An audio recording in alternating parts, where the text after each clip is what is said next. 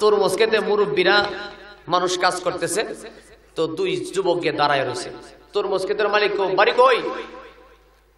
কো বাবা বাড়ি যেখানে হোক। কই তোমরা কি করো, কইতে আইছো? দেখা যায় তোমাদের চেহারা শুকনা, কিছু খাইবা নাকি? কই চাচা পেটে এমন খিদা, যদি কিছু খাইতে পারতাম। কই তরমুজ খাইবা? কইতে নাও। তো দুইজনে দুই তরমুজ দিয়ে চোখের ফলকে ফিনিশ, বুঝেন না? খায়া ফালাইছে।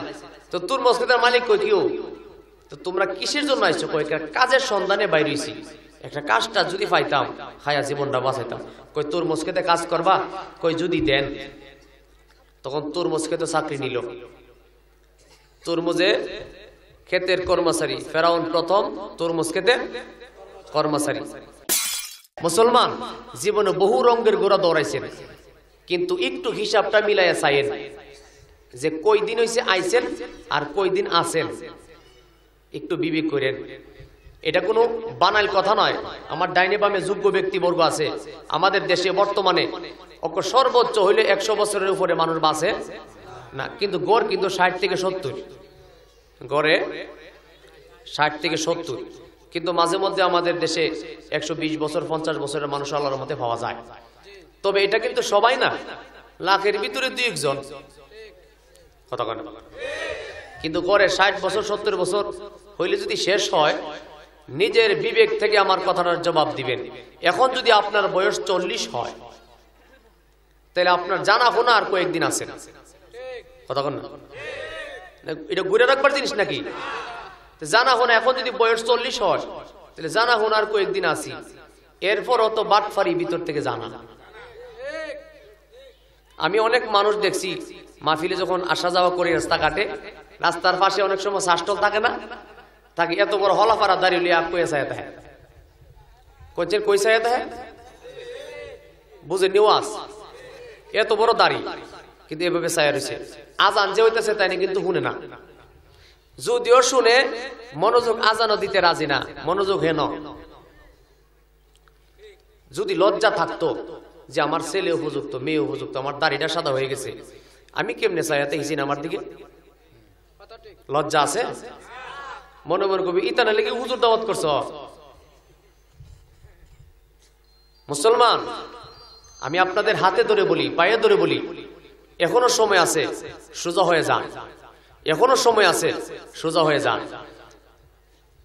হিন্দু শাস্ত্রের হোক আর যে কোনো শাস্ত্রের হোক, আব্বাসউদ্দিন, আব্দুল আলিম, লালন ফকির, হাসান রাজা, তারা খুব গীতিকারের ভিতরে খুব উচ্চ মাপের লোক ছিল, যে ধর্মেরই হোক না কেন। কিন্তু লালন ফকির একটা গানের ভাষায় বলছিল, মন সহজে কি সই হবা। গান তো হুন এনার মাথা জুলেন, বুঝেন তো না কিচ্ছু। মন সহজে কি সই হবা, এ কথাটার অর্থ কি? যে কোন সময় তুমি সব সাইরা দিয়া সোজা হয়ে যাবে, ভালোই বা কবে তুমি। আব্দুল আলিমে গানের ভিতরে কইছিল, কইতাম ওয়াজ যাইবার আগে কইয়ালাই, পরের জায়গা পরের জমি ঘর বানায় আমি রই, আমি তো সে ঘরের মালিক নয়। ঠিক না বেঠিক? পরের জায়গা পরের জমি ঘর বানায় আমি রই, আমি তো সে ঘরের মালিক নয়।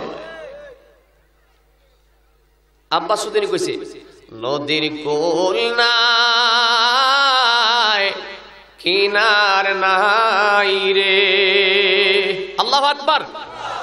গতর ফসম দাঁড়ায় যায়, অর্থগুলি বুঝলে চোখ দিয়ে পানি আসে। আব্বাসউদ্দিন কইতাছে যে এই ভব নদীতে যে পানি দিলাম, সোনার জীবনটা শেষ করে গেলাম, কিনার পাইলাম না। আসলে তো তাই, আমরা যে টাকা হয় না, টাকা নাই, হাম হাম হাম হাম করতেছি, খালি নাই নাই, কিছু নাই নাই, এটা নিয়ে ব্যস্ত। ফিরের কাছে গেল, হুজুর দোয়া করেন পুত্র বিদেশ দিতাম। যেখান থেকে পাইব এলমে তাসাউফ, এলমে লাদুনি অর্জন করবো, হে নাকি ও ইতে ওই টেহালি টেহা কেমনে পাউন যাব, ঘুষ হইতেছেন নাকি? আর হুজুরের কাছে তো পানি ভরা তাবিজ ভরা আসই, হুজুর একটু দোয়া করেন, হুজুর একটু দোয়া করেন। আসলে জানছে এটা কোনো অপরাধ না, আমি খারাপ বলতেছি না, বুঝবার লাগে কইতাছি। নিজে যদি একটু সুজ হয়ে যান, ভালোই জায়গা না। হ্যাঁ, আমি আমার এবার মূল আলোচনার ভিতরে যাই। কষ্ট হইতেছে আপনারা? জবান খুলে পড়ি না আল্লাহু আকবার। আমার প্রিয় নবীর মহব্বতে পড়েন ইয়া রাসূলুল্লাহ। ও মুমিন মুসলমান, এই পৃথিবীর জমিনে আল্লাহ যত জাতি বানাইলেন, যত জাতি পাঠাইলেন, কিন্তু মানব জাতির ব্যাপারে আমার আল্লাহ কুদরতের জবানে বলেছেন ইন্নাদ দীনা ইনদাল্লাহিল ইসলাম। আমার কাছে মনোনীত ধর্ম হচ্ছে ইসলাম। কেন এই ধর্মটা আল্লাহর কাছে মনোনীত হয়েছে? আল্লাহ কয় সেই ধর্মটা আমার বন্ধুর ধর্ম। সুবহানাল্লাহ। এর জন্য সেটা হয়ে গেল শ্রেষ্ঠ এবং উচ্চ মর্যাদার অধিকারী। মুসলমান ভাই, শ্রেষ্ঠ মর্যাদার শ্রেষ্ঠ অধিকারী হওয়ার পরে, শ্রেষ্ঠ ধর্মের ভিতরে থাকার পরে আপনারা লক্ষ্য করে দেখবেন পৃথিবীর জমিনে যত ধর্ম আছে, যে কোনো ধর্মের মানুষ 2 দিন আগে অথবা পরে মুসলমান ধর্মের ভিতরে আসে, কিন্তু মুসলমান থেকে কেউ কোনোদিন অন্য ধর্মে যায় না। ঠিক না ঠিক? দেখবেন ইতিহাস পরে দেখবেন যুগে যুগে যত ধর্ম আছে অন্য ধর্মের থেকে 2 দিন আগে হোক আর পরে হোক এই ধর্মের ভিতরে মানুষ আসে, কিন্তু এটার থেকে অন্য ধর্মে কেউ যায় না। তাহলে এটার দ্বারা বোঝা যায় আল্লাহর জবানের বাণী সত্য। ইন্না দীনা ইনদাল্লাহিল ইসলাম, এটাই সত্য ধর্ম, সঠিক ধর্ম। তাহলে এই সত্য ধর্ম, সঠিক ধর্মের মূল ভিত্তি হলো 5টা। যেটা বলেন কয়টা? একটু আমার দিকে মনোযোগ দেন। কয়টা? 5টা। কালেমা, নামাজ, রোজা, হজ, যাকাত। এই 5টা ভিত্তির উপর মুসলমান। এখন আপনি যদি ইচ্ছা করে নামাজ ছেড়ে দিলেন, আপনার স্তম্ভ একটা ছুটলো কিনা? ওয়াজ বুঝেন না মনে হয়। যদি মনে করেন যে নামাজের দরকার নাই, নামাজ পড়ে কি করছো, এই কথা যদি বলেন স্তম্ভ একটা ছুটলো কিনা? আপনার যদি শরীর ভালো থাকার পরে রোজা রাখলেন না, স্তম্ভ একটা ছুটলো কিনা? রোজা রাখতে পারছেন না, অসুবিধার কারণে মাসলার ফাঁক আছে। কিন্তু যদি বলেন উপাস থেকে কি করছো, ছাড়ে দিন, এটা কিচ্ছু লাগতো না, স্তম্ভ ছুটলো কিনা একটা? আপনার হাত পা ভালো থাকার পরে, টাকা পয়সা থাকার পরে, রাস্তাঘাটের সুযোগ সুবিধা থাকার পরে আপনি যদি হজ না করলেন, যদি কোন এত টাকা খরচ করে গিয়া কি লাভ? আপনার স্তম্ভ একটা ছুটলো কিনা?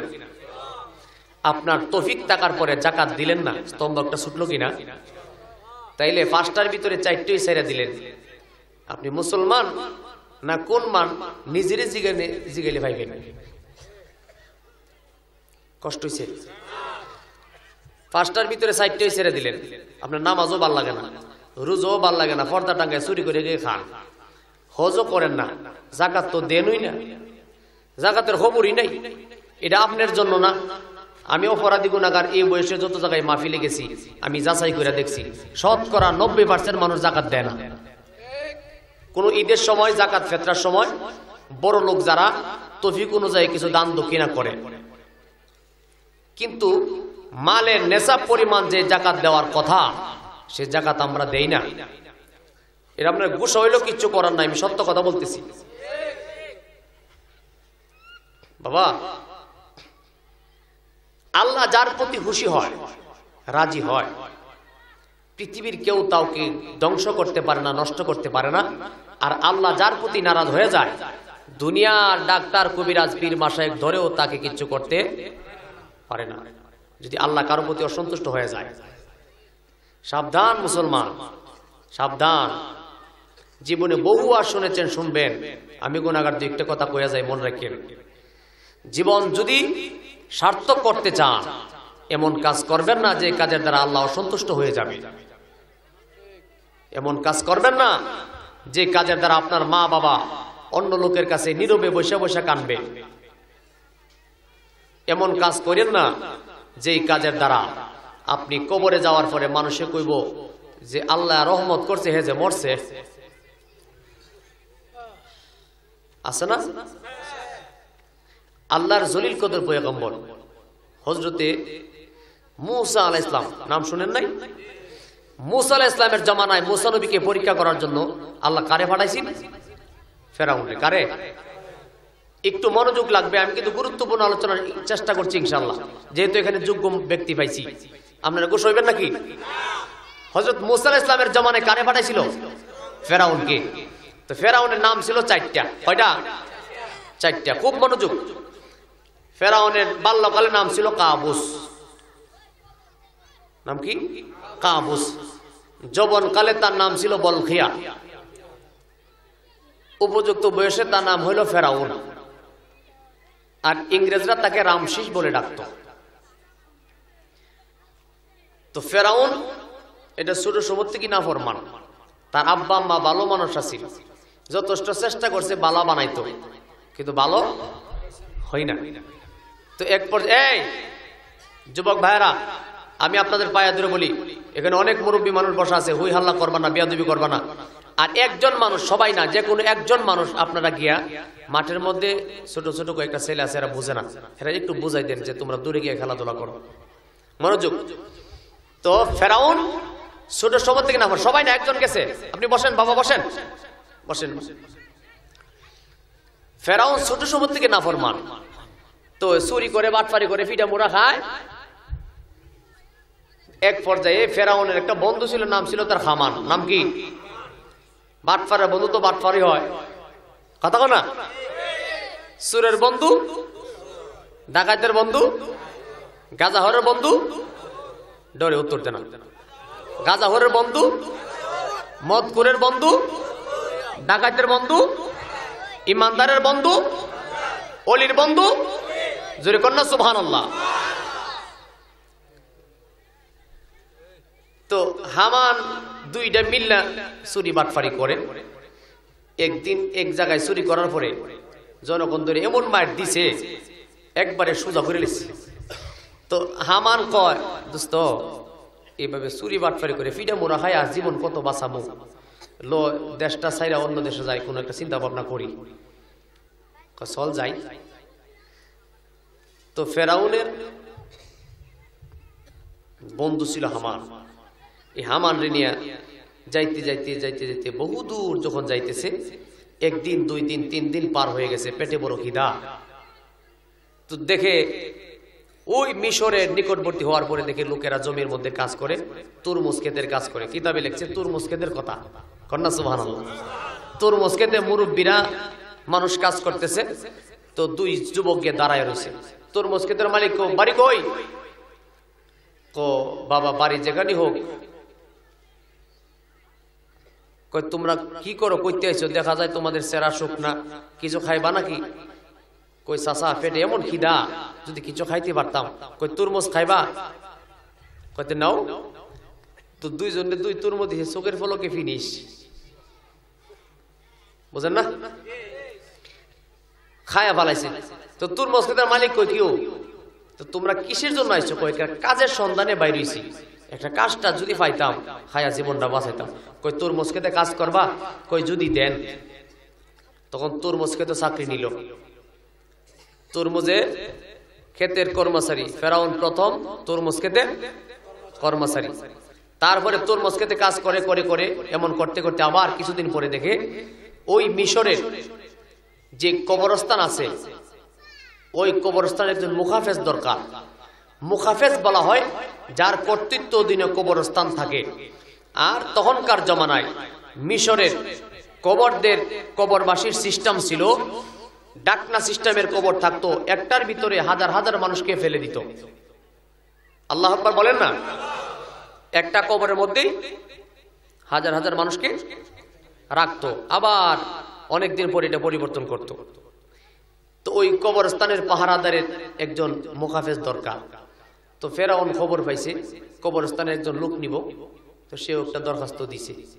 দেওয়ার পরে ফেরাউনের সেরা নমুনা দীক্ষা কথাবার্তা হইন না, মায়া লাগছে, চাকরিটা তারে দিয়ে দিছে। তাহলে ফেরাউন প্রথমে হলো তরমুজ ক্ষেতের কর্মচারী, এরপর হলো কবরস্থানের পাহারাদার। খুব মনোযোগ। কবরস্থানের পাহারাদার যখন হয়ে গেল, তো কবরস্থানের দায়িত্ব নেওয়ার পরে ফেরাউন আস্তে আস্তে করে দিন যাইতেছে যাইতেছে, হঠাৎ করে ফেরাউন একটা আইন জারি করছে যে আমার এই কবরস্থানে যদি কোনো মানুষ লাশ দাফন করতে চায়, তাইলে আমার একটা করে স্বর্ণের মুদ্রা দিতেই, যদি না দেয় দাফন করতে দিতাম না। কন্যা নাউজুবিল্লাহ। ওমা, এটা কি কর? স্বর্ণের মুদ্রা দিয়ে দাফন করতে, জনগণ তো পড়ছে বিপদে, কারণ তারে চাকরি দিছে, সরকারি লোক, তার তো ক্ষমতা পাওয়ার বালা। এখন কি করি?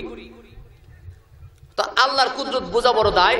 এই কয়েক মাসের ভিতরে 2-3 বছরের ভিতরে কলেরা বসন্তের মাধ্যমে মানুষ হাজার হাজার মানুষ মরতেছে, আর একটা করে স্বর্ণের মুদ্রা দিতেছে। দেখা যায় 2-3 বছরের ভিতরে ফেরাউন কোটি কোটি টাকার মালিক। খুব মনোযোগ। ফেরাউন যখন এত টাকার মালিক হয়ে গেছে, এখন হঠাৎ করে ফেরাউন একটা চিন্তা ভাবনা করলেন যে যেই টাকা পয়সা সম্পদ এখন আমার কাছে হয়েছে, আমি আরো উপরের দিকে লাভ দিতেই। তখন ফেরাউন কি করলো, এই হঠাৎ করে এই দেশের যে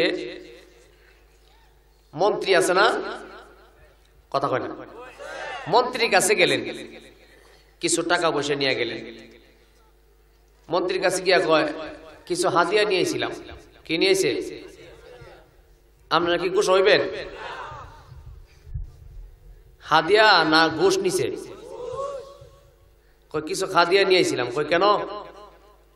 কই আমি তো কবরস্থানের পাহারাদার হিসাবে এখানে আছি, আর আপনার কাছে তো দেখা করার মতো সাহস পাই না, কিছু হাদিয়া নিয়েছি, একটু নজর টজর রাখেন। তো মন্ত্রীও তার সেরা নমুনা সুরত নমুনা দিকা, কিন্তু ভালোই দিতে আছে ছেলেটা। যাই হোক, এরপরে হঠাৎ করে ফেরাউন কইতেছে যে মহারাজের কাছে অনুমতি দিলে একটা কাজ করতাম। কই কি? কই আমাদের দেশে কত গরিব মানুষ আছে, ঠিকভাবে খানা পিনা খায় না, এবং অনেকের খাজনাপাতি বাকি আছে। আপনি যদি অনুমতি দেন, সবার খাজনাপাতিটা আমি আপনার কাছে দিয়ে দিব। জনগণ সবাই শুনছে ফেরাউন কি করতেছে, খাজনাপাতি সব দিয়ে দিব। জনগণের তো খুশি, আই হেরি, এ লোক যদি আমরা দেশের বাদশা হইতো, মানে আমরা কোনো চিন্তা আছি না। সব মানুষের জনগণের খাজনাপাতি দিয়ে দিছে।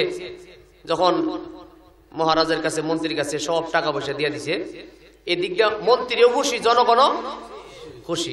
মানুষের এমন শোনার মানুষ কি আর আছে? দুষ্ট লোকের মনে রাখবেন, সাবধান। মুসলমান ভাইরে, ও মুমিন মুসলমান ভাই, হাজার হাজার লক্ষ লক্ষ মানুষের খাজনাপাতি যখন দান করিয়া দিছে, খাজনাপাতি দেওয়ার পরে জনগণ মনের ভিতরে বড় আনন্দ পাইলেন। এত মনের ভিতরে খুশি, মনে মনে সবাই দোয়া করে, এই লোকটা যদি আমাদের দেশের বাদশা হইতো রে, মনে হয় আমাদের এত চিন্তা ভাবনা থাকতো না। খোদার কুদরত বোঝা বড় দায়। এমন করতে করতে দিন যাইতেছে যাইতেছে, হঠাৎ করে খোদার কুদরত বোঝা বড় দায়, এই দেশের মন্ত্রী হঠাৎ করে গেছে মইরা। কি হয়েছে? এমন হয় না? যেমন আমাদের ব্রাহ্মণবাড়িয়া সদর থানার বর্তমান এমপি ওবায়দুল মুক্তাদির চৌধুরী, কিন্তু ওনার আগে ছিল অ্যাডভোকেট লুৎফুল হাই সাচ্চু। কিন্তু উনি দুনিয়া থেকে বিদায় নেওয়ার পরে পরবর্তীতে তাই হয়েছে, কথা ঠিক না? তো এমন অনেক সময় হয় না? মন্ত্রী গেছে মইরা, তো মন্ত্রী মরার পরে এখন এখানে একটা মন্ত্রী দরকার না? তো মন্ত্রীর জন্য তো নির্বাচন লাগে। এই নির্বাচন যখন শুরু হইল, তখন ফেরাউন তলে তলে নমিশন দাখিল করছে। কি করছে? আপনার কষ্ট পাইতেছেন নাকি? আমি একটু ব্যাঙ্গা ব্যাঙ্গে কথা কইতাছি, গুসা হইেন না কিন্তু। দেখা যায় তলে তলে তাই নমিশন দাখিল করছে। করার পরে জনগণের কাছে যখন যায়, জনগণ বৃত্তি বৃত্তি উদ্দেশ্যে ফেরাউন্ডে ভোট দিব, আর অন্য চেয়ারম্যান যখন যা ভাই সাবজেনি কি তা কইন ভোট আপনি দিমু আছে না? আমরা সমাজে কিছু মানুষ আমি নিজের চোখে দেখছি। আমরা এলাকার মধ্যে এক লোক গেছে রাতের বেলা, এক লোকের কাছে 500 টাকা দিছে, দিয়ে কইছে বাজান একটু ভোটটা দিয়েন, খরচপাতি হিসাবে সামান্য দিছি, দিয়েন। কোনো চিন্তা করো না। কি কইছে? কোনো চিন্তা করো না। এরপরে তো আমি ওই দিন বাড়ি ব্যাংকে কইতাম না, কইলে পরে আমার ফেবার বিপদ আইব। পরে আমি চাই দেখি আবার রাত্র অনেক গভীর নিশি হয়েছে, পরে পরের দিন তো নির্বাচন, আবার 3-4 জন লোক আইছে, আয়া ডাকতেছে কেউ গরণীয়, আর উষা গাছও কিন্তু বাতাস লাগে, ঠিক না? বুঝিনি আমার কথা? ব্যাংকে কোন লাগতো না, উষা গাছ হয় বাতাস লাগে, নেশা গাছ তো কই চিনুই না, অথচ মাটি কাটা কিন্তু হেরা রই, কিন্তু বাতাস কথা কোনারি। তখন সবাই কিন্তু এসব লোকেরই ডাকে গিয়া, সবাই ডাকবো, সবাই ডাকে না। তো 3-4 জন লোক আইসে, আইসে যখন ডাক দিছে, দরজা খুলছে, খোলার পরে মোট কইরা দিছে, গঞ্চেও না দেখাইছেও না, মোট কইরা। তো ডাক ডোক হই না, আমি ইচ্ছা করি উঠছি, গেলাম, দেখতাছি। এরপরে তাইনি কইতাছে, তুমি জানি কি কো, আমরা করে তাই সবসময় হতো তোমার কথা কও, বুঝেননি? তো যাই হোক, অনেক কথাটা কি লেগে কইছি, এটা কি ইমানদারের কাজ না বেঈমানের কাজ? ও মুসলমান, কি করলেন আপনি? হয়তো 10,000 5,000 টাকা, এই তো, এর বেশি তো না। 10,000 5,000 টাকার জন্য কেন আপনি ইমানটা বিক্রি করলেন? আপনি কি একবার চিন্তা করলেন না কবরে আমার যাইতে হবে? আপনি কি একবার ভাবলেন না এই 5,000 টাকা তো আপনার কবরে উদ্ধার করবে না, অথচ 5,000 আপনার জাহান্নামে নিবার সম্ভাবনা আছে? বাবা একটু হিসাব মিলাই আসান। তো বলছিলাম কি, ফেরাউন তলে তলে নবিশন দাখিল করছে, আর জনগণের কাছে গেলে কয় যে চেয়ারম্যান যায়, যে মন্ত্রী যায়, ঠিক আছে তোমার ওই, আর জনগণের ভিতরে ভিতরে কি ভোট দিব বশিরুল্লাহ জুরু, বুঝেন না কথা? অফ করে বিপুল ভোটে ফাঁস, নির্বাচন হয়েছে পরে ফেরাউন বিপুল ভোটে ফাঁস, সবাই তো ব্যাক করলে রয়েছে, কিরে অত টাকা গেল কই? মুসলমান ভাই,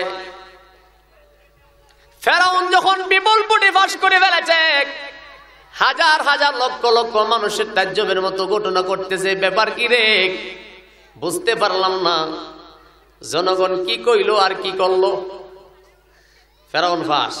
এখন ফেরাউন কি হয়েছে? মন্ত্রী, কথা কয় না, মন্ত্রী। ফেরাউন প্রথম ছিল তরমুজ ক্ষেতের কর্মচারী, তারপরে কবরস্থানের পাহারাদার, তারপরে মন্ত্রী। মন্ত্রী হওয়ার পরে ফেরাউন কি করছে শুনে রাখেন, আমি যে কথাগুলি বলছি এগুলি কোরআনের তাফসিরের আলোচনা, কোনো কিচ্ছা কাহিনী না, এগুলো কোরআনের তাফসিরের আলোচনা, যারা আলেম হইছে এরা বুঝবো। তো এই ফেরাউন কি করছে জানেন? এক কথা কই না, মুরব্বী মানুষ আছে শুনো। তো দেশের সেনাবাহিনী, নৌবাহিনী, বিমান বাহিনীর প্রধান থাকে না, প্রধান থাকে। সেনাবাহিনীর প্রধানের কাছে তাই একদিন গেছে, গিয়া একটু খেয়াল করেন, সেনাবাহিনীর প্রধানের কাছে গেছে, টাকার বস্তা লয়ে গেছে। কি লয়ে গেছে? টাকার বস্তা নিয়ে সেনাবাহিনীর প্রধানের কাছে গিয়া কইতাছে, একটু কাজে আইছিলাম। কই মন্ত্রী সাহেব কি ব্যাপার? কয় আপনি যদি একটা কথা রাজি হইতেন। কই কি? কই আমাদের দেশে যে বাদশাহ, আপনি যদি একটু নজর দেন তাহলে জীবনে আপনার টাকা পয়সার কোনো অভাব হইব না। এই তো সামান্য কিছু দিছি, টাকার বস্তা নিয়ে দিছে, কইতাছে কি দিছে? সামান্য কিছু দিছি, পরবর্তী জীবনে আপনার কোনো চিন্তা নাই। যদি বাদশারে কোনো কারণে আপনি মারতে পারেন, আমি হব দেশের বাদশাহ, আপনাকে বানাই দিব মন্ত্রী। ওয়াজ বুঝালান, কিচ্ছা কাহিনী না এগুলি। তখন ওই লোকটা লোভে পড়ে গেছে, সেনাবাহিনীর প্রধান কিসে পড়ছে? লোভে পড়ে গেছে। হাজার হাজার কথা ছেড়ে ছেড়ে বলছি, এক পর্যায়ে দেশের বাদশা যখন চলে গেল, দেশের বাদশা চলে যাওয়ার পরে ফেরাউন হয়ে গেল দেশের বাদশা। চিৎকার করে বলেন না নাউজুবিল্লাহ। ফেরাউন যখন দেশের বাদশা হয়ে গেছে, দেশের বাদশা যখন হয়ে গেল, ফেরাউন আবার মনে মনে চিন্তা করতেছে, যেই সেনাবাহিনীর প্রধানের যেই লোভের মাধ্যমে যেইভাবে যেই কাজটা আমি করছি, এই সেনাবাহিনী তো একদিন আমারেও ধরতে পারে। তখন চক্রান্ত শুরু করলো সেনাবাহিনীরও কেমনে বিদায় করা। মুসলমান, যখন দেশের প্রধান বাদশা যখন ফেরাউন হয়ে গেছে, এখন মন্ত্রীর সিটটা খালি হয়েছিনি। মন্ত্রীর সিটটা খালি হওয়ার জন্য ওই ফেরাউনের একটা বন্ধু ছিল হামান, কথা মনে আসেনি? ফেরাউনের একটা বন্ধু ছিল, নাম ছিল তার হামান। হামান রে ডাক দেয়া, কই বন্ধু রে, তোর তো কপাল খুলছে। কই কি হইছে? কই দেরি করিস না, তোরে বানা দিলাম মন্ত্রী, আমি হইলাম দেশের বাদশাহ। হামান রে বানায় দিল মন্ত্রী, আর ফেরাউন দেশের বাদশাহ। ওয়াজ বুঝতেছেন? দেশের বাদশাহ হওয়ার পরে হাজার হাজার কথা শেষ করতে পারবো না, রাত্র হয়ে যাইব। আমি আমার মূল কথাগুলি জানায় দেই। দেশের বাদশাহ যখন হয়ে গেছে, এমন সময় ওই দেশের ভিতরে 400 গণক থাকতো। 400 গণকের লিডার ছিল একজন ফেরাউন 400 গণকের ডাকিয়া, লিডারকে ডাকিয়া ফেরাউন ডাক দেয়া বলতেছে, হে গণকের দল, তোমাদেরকে আমি হুকুম করলাম, যাও তোমরা ভালো করে গণনা করিয়া দেখো, আমি তো এই দেশের বাদশা হয়েছি। কেমন করে বাদশা হয়েছি সেটা তোমরা জানো কি না জানো সেটা পরে হবে, কিন্তু তোমরা যাও, আমি যখন দেশের বাদশা, আমার হুকুম তোমাদের মানতে হবে। 400 গণককে তোমরা হুকুম করলাম, তোমরা ভালো করে গণনা করিয়া দেখবা আমার ভবিষ্যতে কি আছে। যদি কন্যা আল্লাহু আকবার। আল্লাহু আকবার আওয়াজটা ফুতাইল ফুতাইল বাপ চিৎকার করে বলেন না আল্লাহু আকবার। ফেরাউন কয়, যখন আমি হুকুম করেছি, ওই 400 গণক বলতেছে, মহারাজ আপনি যখন হুকুম করলেন আমরা গণনা করব। সারা রাত তপস্যা করিয়া গণনা করিয়া পরের দিন বাদশার দরবারে আসা মনটা বড় খারাপ। ফেরাউন কই, কিরে মন কেন বেজার দেখা যায়? 400 গণকের লিডার যিনি, তিনি ডাক দেয়া বলতেছে, বাদশাজি, ওগো বাদশাজি, খবর ভালো না, খবর ভালো না গো। বাদশা গো, রাতের বেলায় আমরা সবাই মিলে ভালো করে গণনা করে দেখেছি, এই রাজ্যের ভিতরে মুসা নামের একটা ছেলে জন্মগ্রহণ করবে। মুসা নামের ছেলে যখন দুনিয়াতে আসবে, ওই মুসা নামের ছেলেটা আপনার রাজত্ব তো নিব এমনকি আপনার জীবনও যাইতে পারে। ফেরাউনের চোখ বড় বড় হয়েছে, অনকস কি এত কিছু কইরা বাদশা হইলাম, রাজত্ব যাব জীবনও, অন কি শুনাইলি? জ্বালা জোরাই না, জ্বালা জোরাই না রে, কইতাম নি সবাই তো উত্তর দেনা। ওরে জ্বালা জোরাই না, জ্বালা জোরাই না রে, নবীর প্রেমের আগুন জ্বলে রে, জ্বালা জোরাই না, জ্বালা জোরাই না রে, জ্বালা জোরাই না, জ্বালা জোরাই। মায়ার সুরে বলি না, ইয়া রাসূলুল্লাহ। মুমিন মুসলমান ফেরাউনের বড় বড় দুইটা চোখ করে ডাক দেয়া বলতেছে, এলাকা গণকের দল কি শুনাইলি, কি শুনাইলি রে? আমার মনের ভিতরে তোলপাল শুরু হয়ে গেছে। আমি তো আঙ্গুল ফুটটা কলা গাছ হয়েছি, ছিলাম তোর মুস্কিতের মনে, তারপরে হইলাম কবরস্থানের পাহারাদার, তারপরে মন্ত্রী হইলাম, এখন দেশের বাদশা হইলাম। এখন তোমরা বলতেছ মুসা নামের একটা ছেলে জন্মগ্রহণ করে রাজত্ব তো যাইবো, আমার জীবনও যাইতে পারে। ওরে গণকের দল, যাও, বুঝতে পারলাম তোমরা তোমাদের কাজে যাও।